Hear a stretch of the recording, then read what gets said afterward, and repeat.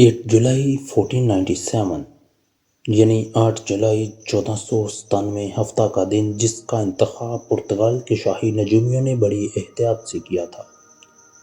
पुर्तगाल के दारुल हुकूमत लिस्बन की गलियों में जश्न का सामान था। लोग जुलूस की शक्ल में साहिल का रुख कर रहे थे, जहां 4 जहाज एक लंबे सफ़र का आगाज़ करने के लिए तैयार थे।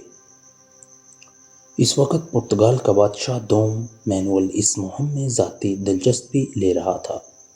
उसने ख़जाने के मुंह खोल दिए। वास्को दे गामा, जो एक बहरी सियाह था, इसकी क़यादत में चारों जहाज़ तवील सफ़र के लिए दरकार जदीद तरीन आलात और ज़मीनी आसमानी नक्शों से लैस थे। साथ ही इस दौर की जदीद तोपें भी नस्ब थीं। ये जहाज़ अपने सफ़र पर रवाना हुआ। 10 माह और 12 दिन बाद ये बहरी बेड़ा जनूबी हिंदुस्तान के साहिल पर उतरा, तो इसकी बदौलत यूरोप की बहरी तन्हाई ख़त्म हो गई। यूं पहली बार बहरे ओकेयानूस और बहरे हिंद आपस में एक शाहरा बन गए। दूसरी तरफ किसी यूरोपी मुल्क की जानिब से एशिया और अफ्रीका में पहली बार नौआबादियाती काम करने का मौका पैदा हुआ। ये पुर्तगाल की हिंदुस्तान तक पहुंचने की पहली कोशिश न थी। मगरबी यूरोप का ये छोटा सा मुल्क कई इशरों से अफ्रीका के मगरबी साहलों की नक्शाबंदी कर रहा था और इस दौरान सैकड़ों मलाहों की कुर्बानी भी दे चुका था। यहाँ सवाल ये पैदा होता है कि पुर्तगाल को हिंदुस्तान में दिलचस्पी क्यों थी। 1453 में उस्मानी सुल्तान मोहम्मद फ़ातेह ने कुस्तुनतुनिया पर कब्ज़ा करके यूरोप की बुनियादें हिला डालीं। अब मशरिक़ से तमाम तर तजारत उस्मानियों या फिर मिस्रियों के ज़रिए मुमकिन थी, जो हिंदुस्तान और एशियाई दीगर ममालिक से आने वाली मसनूआत पर भारी टैक्स वसूल करते थे। दूसरी तरफ यूरोप के अंदर वीनस और जनेवा ने एशिया के साथ ज़मीनी रास्तों से होने वाली तजारत पर अचरादारी कायम कर रखी थी, जिससे दूसरे यूरोपी ममालिक ख़ास तौर पर स्पेन और पुर्तगाल को कोई फ़ायदा न था। यही वजह है कि वास्को दे गामा के सफ़र से 5 साल कबल स्पेन ने क्रिस्टोफर कोलंबस की क़यादत में मगरबी रास्ते से हिंदुस्तान तक पहुंचने के लिए एक मुहिम रवाना की थी। लेकिन पुर्तगालियों को मालूम था कि कोलंबस की खाम मनसूबाबंदी और नाकस मालूमात की बदौलत हिंदुस्तान नहीं पहुंच सकता। वाकई कोलंबस मरते दम तक समझता रहा कि वह हिंदुस्तान पहुंच चुका है, हालांकि वो हादसाती तौर पर एक नया बर्र-ए-आज़म दरियाफ्त कर बैठा था। रास्ते में बेपनाह मुश्किलात के बाद वास्को दे गामा यूरोपी तारीख में पहली बार अफ्रीका के जनूबी साहल को अबूर करने में कामयाब हुआ। ताहम हिंदुस्तान अभी भी हज़ारों मील दूर था। खुशकिस्मती से इसे कीनिया के साहली शहर मालिंदी से एक गुजराती मुसलमान मिल गया, जो बहरे हिंद से वाकिफ था। यूं वास्को दे गामा को काफ़ी मालूमात हासिल हुई। इस वाक़े के 5 सदियों बाद अरब कश्तीरान इस मलाह की नस्लों को कोसते हैं, जिसने पुर्तगालियों पर बहरे हिंद के असरार खोलकर यहाँ कायम हज़ारों साल पुराना तजारती निज़ाम धर्म भरम कर दिया था।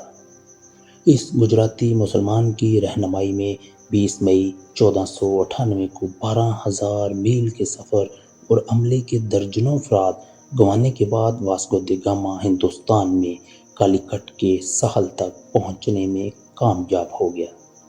कालीकट में क़याम के दौरान वास्को दे गामा हिंदुओं को कोई गुमराह ईसाई फ़िरका समझता रहा। पुर्तगाली मलाह मंदिरों में जाकर हिंदुओं के मुजस्समों को बीबी मरियम के मुजस्समे और देवताओं को ईसाई औलिया समझकर इनके सामने झुकते रहे। कालीकट के समुद्री राजा ने अपने महल में वास्को दे गामा का इस्तकबाल किया।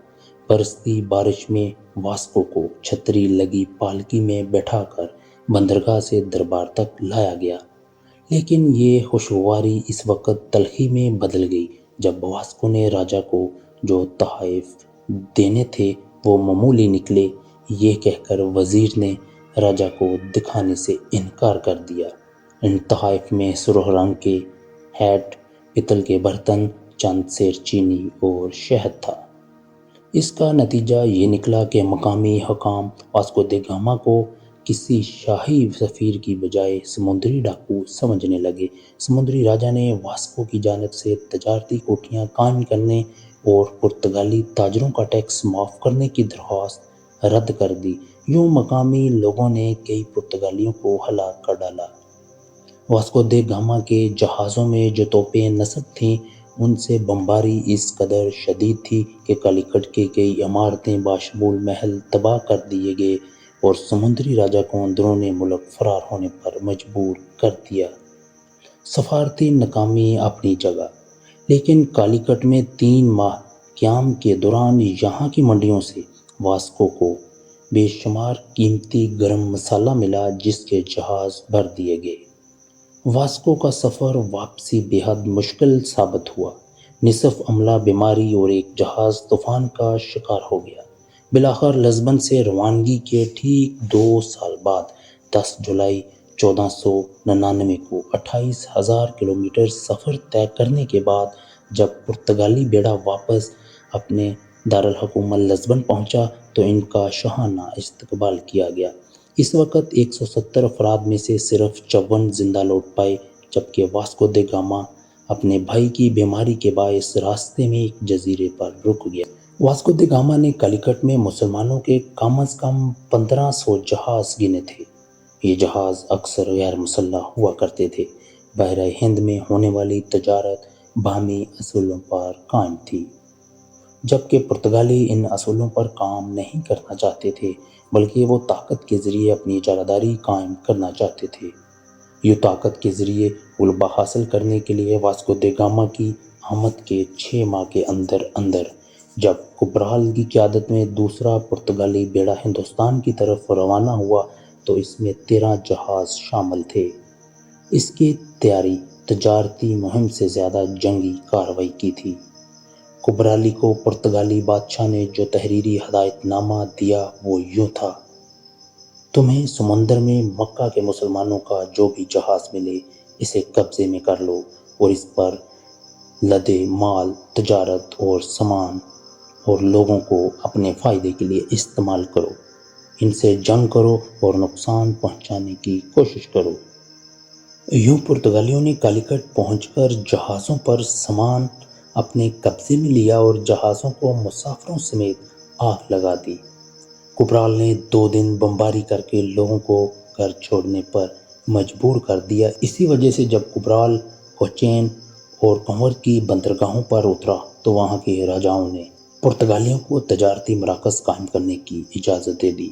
کبرال کے مسالہ جات سے لدے جہاز جب واپس پرتگال پہنچے تو لزبن میں جو خوشیاں منائی گئیں اس سے زیادہ ماتم وینس میں دیکھنے میں آیا، کیونکہ یہ وینس کے لیے بری خبر تھی۔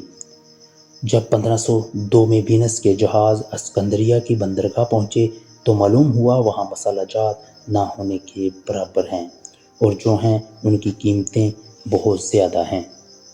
اگلی بار واسکو دے گاما نے ہندوستان کا سفر کیا تو اس نے افریقہ کے مشرقی ساحلی شہروں کو بلا وجہ بمباری کا نشانہ بنایا۔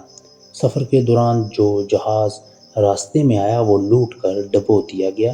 اسی دوران حاجیوں کا ایک میری نامی جہاز اس کے ہاتھ لگ گیا جس پر 400 مسافر تھے جو کالیکٹ سے مکہ جا رہے تھے۔ واسکو نے مسافروں کو باندھ کر جہاز کو آگ لگا دی۔ جہاز میں عورتیں اپنے بچوں کو اٹھا کر رحم کی بھیک مانگتی رہیں اور واسکو اپنے جہاز سے تماشا دیکھتا رہا۔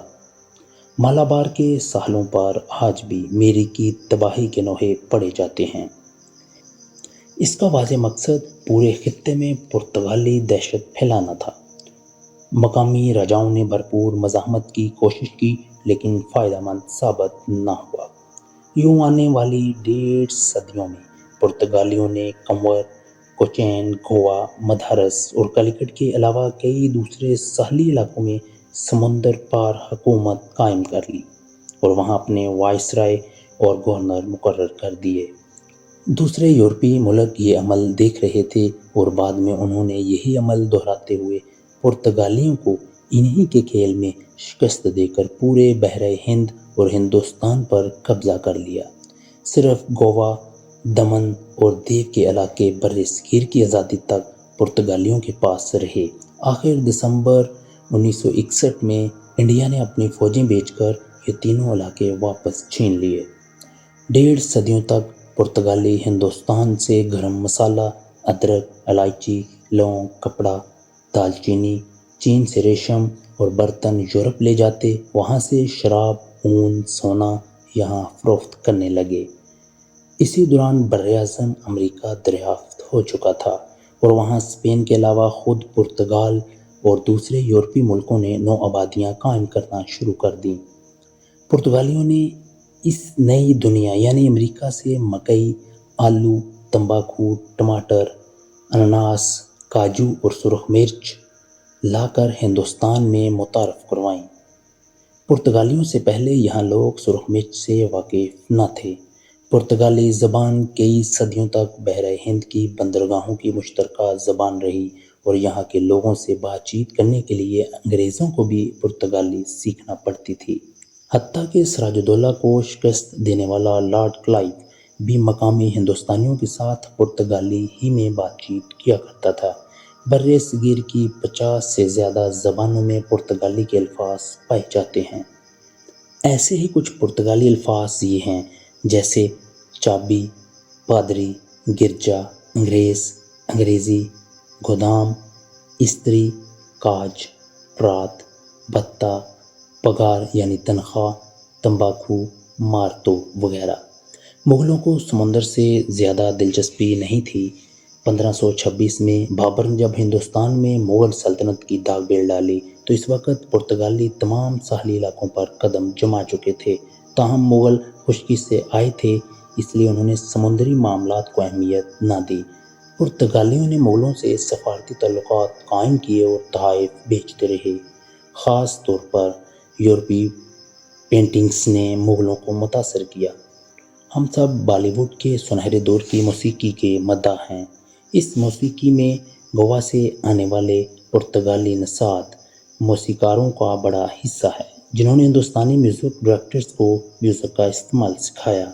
آج بھی اگر آپ شنکر جے کشن، ایس ڈی برمن، سی رام چندر، او پی نیر اور لکشمی کانت پیارے لال جیسے موسیقاروں کی فلمیں دیکھیں تو میوزک کے ٹائٹل تلے آپ کو گونسالوس، فرنانڈو ڈی سوزا، ڈی سلوا جیسے کئی پرتگال نام نظر آئیں گے، جو ایک گزرے ہوئے عہد کی داستان سناتے ہیں۔